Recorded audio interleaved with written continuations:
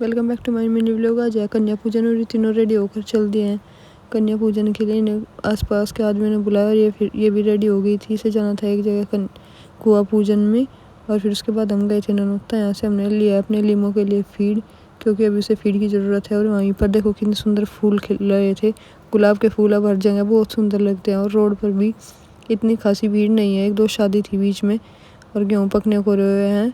और ये हमारे यहाँ पर बड़ी नहर का पुल बनाया, अच्छा खासा बन गया है। देखो पेड़ कितने सुंदर लग रहे हैं। पहले ऐसे ही पेड़ हुआ करते थे दोनों साइड।